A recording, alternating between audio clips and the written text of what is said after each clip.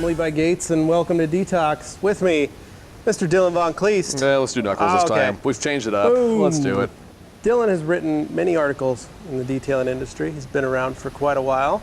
And it's a nice way of saying I'm old. You're actually younger than me, so don't feel so bad. Secrets. You know.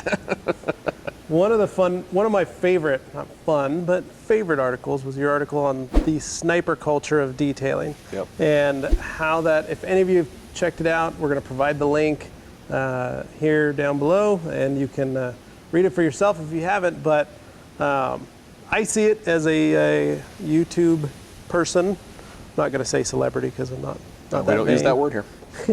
Not going to go there. But basically, I've been a detailer for 20 years, and we try and make videos to help everybody else in the industry. And one of the funniest things is anytime anybody, not just myself, maybe Dylan, but just anybody we notice in the forums, there's one guy that posts, and he may be the 16-year-old kid that is learning how to start out, which was what you did. You basically, out of high school, decided to start detailing and put yourself a little trailer together with a buddy and started washing some cars. Fast forward, what, 19 years, and here we are, right? 18, 19 years. Yeah, and that's how I was. I started at a car wash. I was the kid at a full-service car wash, vacuuming out people's cars and then watching it go through the tunnel, and then down the other end, learning how to dry it. You know, everybody's got to learn how to start, but I noticed, and then when you put that article out, that there were so many people that are just these new people that are trying to learn. They only want to learn. They need this knowledge. And some of these older guys or older gentlemen, or sometimes 1 year into the group, no, they're experts now. They're experts, and they're going to be the ones that are going to cut that kid down to size, and they're going to let them know that that doesn't fly here. Yeah, it's a problem. I think it's directly related to how fast information gets around the detailing community now, because detailing very much owes its growth to the internet. Yep. Forums, originally, for those of us old enough to remember the glory days of forums, and more recently Facebook and YouTube and Instagram and all these things.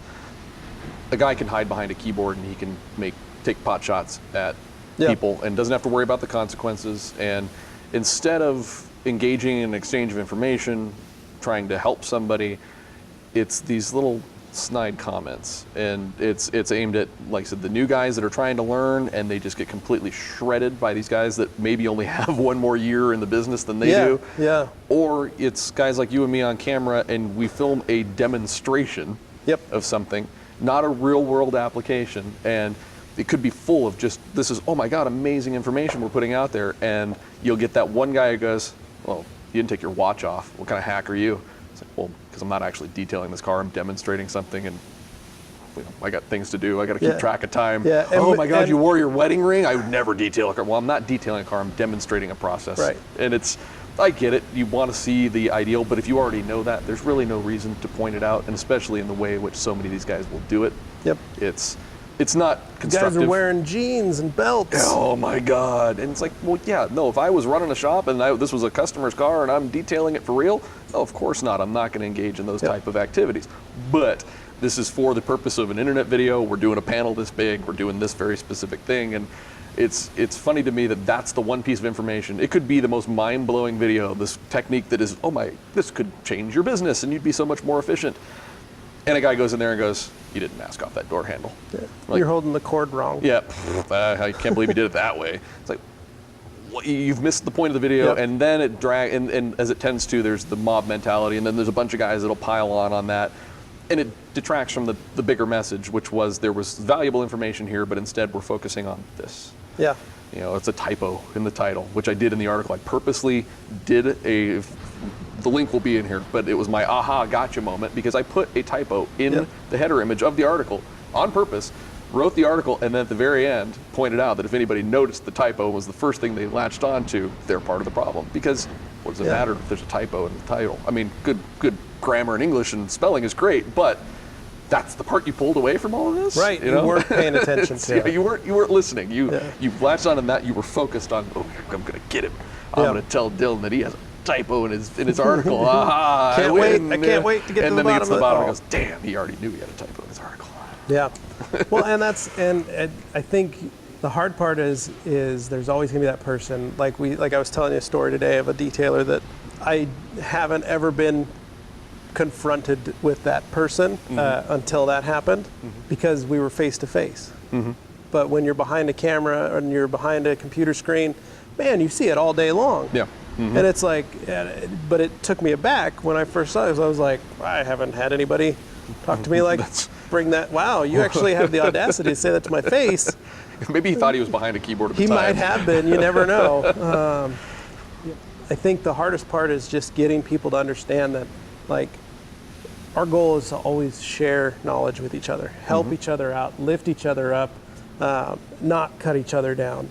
And if you're of that mindset that you have to call somebody out for something, or feel the need to degrade another person who's just asking a question, or trying to answer a question. Yeah, or trying to answer a question, and you're cutting them down, telling them they're an idiot, they don't need to know. You don't belong in that group. You don't belong in that area, and you're not worthy of being allowed to be in that group. And that's one of the things I really like about some of the forums now and some of the groups, is that they're actually actively pursuing that, trying and to saying, enforce it. Yeah. if you're going to act like this, you're gone, you're banned, we're not going to do this. Because this whole thing is, there's like detailing for dummies. There's no wrong question. And there are some doozies. Yeah. And I get some where I go, oh my gosh. Yeah. But you know what I don't do? I don't type it. Yeah. I try and give them the constructive answer, or the right, like, you probably don't need to use that product, try this product. Or if you know the right answer, the funny part of this is the number of guys who will point out what's wrong, but then won't tell you what's right. Yeah. And if you think you have the answer, and you can qualify that opinion, and it's not just your, this is what I think, but you can actually prove it, type up a short article and share it in that group. Yeah. That way, if the guy asks that question again, or somebody else asks that exact same question, you don't have to do the snide, I can't believe you're asking that question. You do here's a link to a post that I made about this exact subject. I hope it's helpful, because what you're asking is actually really simple, but here's the basics. Or if somebody puts out bad information, we talked about this in one of the other videos, go, hey, I understand that's your opinion, but here is what I know from my testing, my experience using this process or whatever it might be. Check this out. I actually went through and I wrote it up. It's not just opinion. I've actually tested this. Right. I got some pictures. Qualify your opinion with some facts, and then it lives on. The internet is forever, people. It's that selfie of you in Cancun. That's going to live on forever. Or us in these chairs. Or us in these chairs. I'm never going to live this one down. It exists forever, but that's good and bad. There's the time you take to type up that article once. If you really care about this community of detailers, type it up once and be the guy who goes back to it over and over again. I do it in tons of groups. I reference this specific article a number of times. People are like, hey, if you're going to act like that, take a minute to read this and realize what you're doing. Yep. And I will grab the link and I throw it in the post, and it's great. The answers that question. I don't have to type out this article every single time. The internet's great for that, because it's this file cabinet of information, good and bad, that you can constantly reference back to. Yep, exactly. Yeah, and that's one of the things, I always like to put in a post of, one of our previous videos or something, if someone's got a question about something, well, this is how you use this product, or this is how you do this, or washing microfiber. We get that a lot, and it's surprising to see all the misinformation. And it's the same thing. The goal is to just provide the information. And it's okay to disagree, but you do it in a respectful way and be able to back up your opinion somehow. Exactly. So, be nice. Don't Play be nice, mean. guys. Don't be a jerk. We're cleaning cars, for crying out loud. This is not. This is not really that serious of a business. No, and at the end of the day, the only thing that comes out of this is a clean car. Yeah, it should be fun. Yeah, it should be enjoyable. Yeah, and somebody should make some money at the same time. And you should make your customer happy. Yeah, that's all. So we're selling smiles. Exactly. Thanks, Dee, for coming out. I appreciate it, brother. That was fantastic. Fun. And if you want to check out Dylan and Rupes, you can check out rupes.com. You can find Dylan on Facebook and Instagram, and everywhere. We're going to post a link to the article below. Post your comments or suggestions that you might have. No sniping on us on this one. And stay tuned for more videos right here on the Rag Company YouTube channel. Thanks.